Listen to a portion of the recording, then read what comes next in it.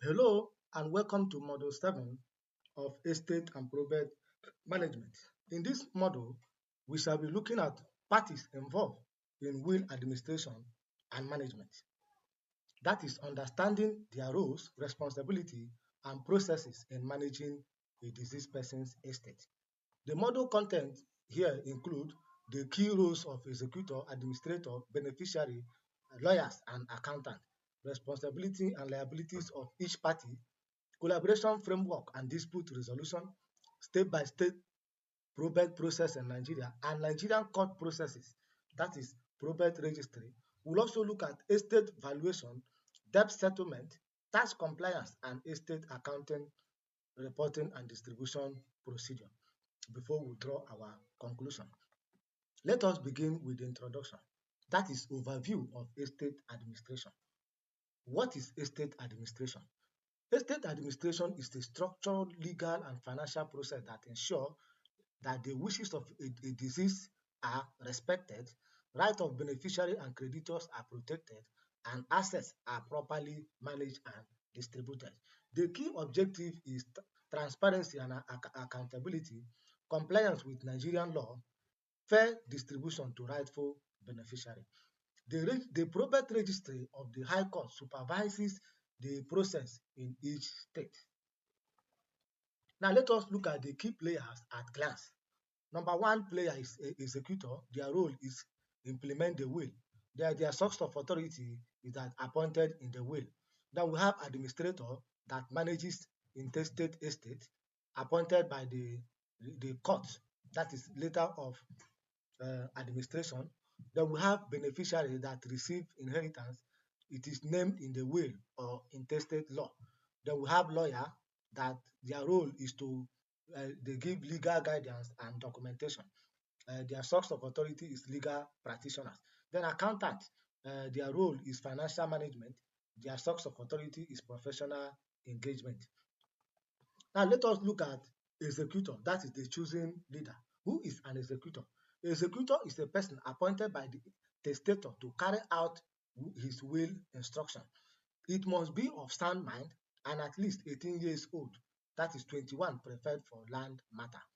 Then the key responsibility of executor include one, locating and securing the assets, applying for grant of probate, settling debt and liability, paying necessary tax, distributing assets to beneficiary, and maintaining accurate record. The fiduciary duty is that he must act in best interest of the estate and beneficiary.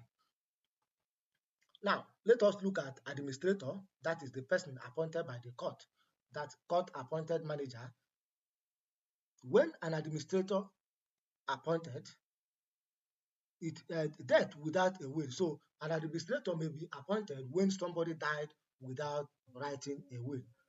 No executor is named in the will, or named executor unwilling or unable to act. So this is when an administrator may be appointed. Then priority of appointment, that is intestacy, supervising spouse, children, parents, and siblings. So the unique requirement is that must provide two sureties. So the administrator must provide two surety or guarantors.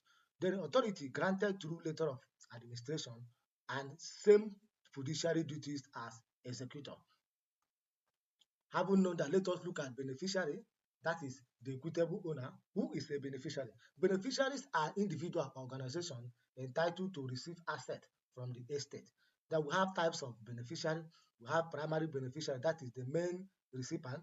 We have contingent beneficiary that receive if primary cannot inherit. So contingency is a beneficiary that receive the asset if the primary cannot inherit it. Then we have residual beneficiary that receive the remaining estate after specific gift. Now let us look at the right of beneficiary. The beneficiary have the right to inventory and account of the estate. He also has the right to information about the administration. He has the right to challenge improper administration and also have the right to sue for order of account. Minor beneficiary assets held in trust until they become of age, at least 18 years. So minor beneficiary, the asset must be held in their trust until when they become of age, at least 18 years. Now let us look at lawyer and accountant, that is the professionals. So their key roles. Lawyer, the legal architect, interpret will provision, prepare legal documentation, file probate application, draft deed of assent, defend will against caveat, and represent parties in dispute. Now the accountant, their role includes estate valuation, that is fair market value, debt auditing and verification, tax compliance, that is capital gain tax and withholding tax.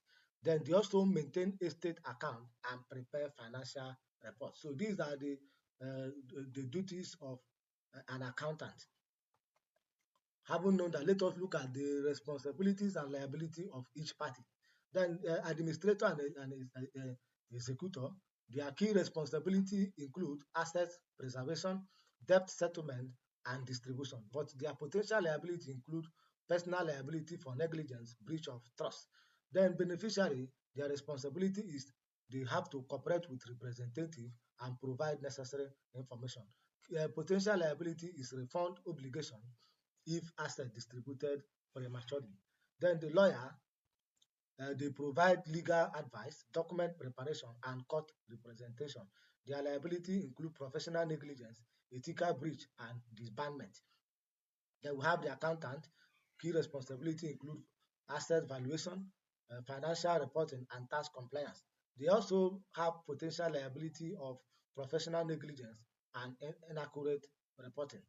The fiduciary duty, all parties must act with honesty, diligence, and impartiality.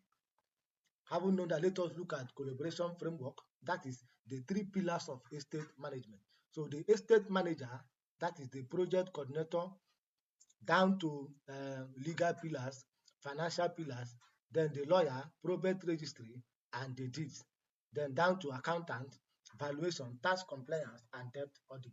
The key framework is that joint management account with co-signature mandate. Now let us look at the dispute resolution mechanism. Common causes of dispute include will ambiguity, allegation of misconduct, intestacy conflict among family, validity challenges, that is forgery and undue influence, and exclusion of dependent. Then the resolution mechanism one is mediation, which involve the use of neutral third party to facilitate agreement. The advantage is that it preserves relationship and it is less expensive. Then we have another method which is arbitration, which involve independent arbitrator to make binding decision. Then it is faster than court. That is one of the advantages. Then we have the third method, which is litigation. The litigation is the court proceeding before a judge. Then the advantage is that legally binding and it is definitive. Then we have the caveat. Caveat involve legal objection filed at the probate registry. The advantage is that it stopped grant issuance for 6 months. Then multi-door court houses in Lagos and other states offers ADRO option. Having known that, let us look at step-by-step probate process, that is with a will. The tested process include one, discovery, that is locate the will and lodge with the probate registrar. That is when there's somebody that the first thing is to locate the will and lodge it with the probate registrar. Then number two step is application, file petition with supporting document. Number three, documentation, submit oath of executor, affidavits of witness, and asset inventory. Then number four, verification, the probate registry examine will authenticity. Then number five, publication, the probate registrar will publish notice to allow any objection.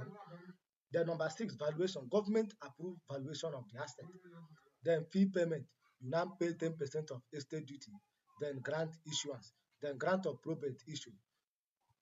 Then cannot apply within 7 days in Abuja or 14 days Lagos of the death. So you cannot apply it within 7 days in Abuja or 14 days when the person died in Lagos. Having known that, let us look at intestate process and court procedure when somebody died without a will. That is the process to obtain your letter of administration. The first step is application filing with required forms, then oath of administration and administration bond, then surety interview and verification. Then number 4, publication in national newspaper, at least usually 21 days rule for objection. Then once nobody objected, the grant issuance after you must have make your payment. Now the court process is that non-contentious, handled administratively by probate registrar. The contentious, full trial before high court judges. Then reselling required for asset in different states or countries. Having known that, let us look at the financial process, that is the valuation, debt, and tax. The estate evaluation, real estate, licensed estate surveyor, then financial asset like bank certificate, CSCS share valuation. Then we have charters like jewelry, vehicles, and the artwork. Then debt settlement include funeral expenses, court and probate fees, secure debt, that is mortgage, and unsecured debt. Now, tax consideration is 10% grant fee. You now pay 10% of the estate value in most of the states in Nigeria. Then withholding tax is fixed at 10% also on rental incomes. Then capital gain tax is also fixed at 10% on assets resale. Distributing assets before paying debt makes executor personally liable. So the executor must not distribute the assets unless he must have paid all the expenses. Now let us look at accounting, reporting, and distribution. Estate accounting that is the entire dedicated estate ledger which involve all inflow and outflow of financial activity. Now, true and perfect inventory filed with court within 6 to 12 months.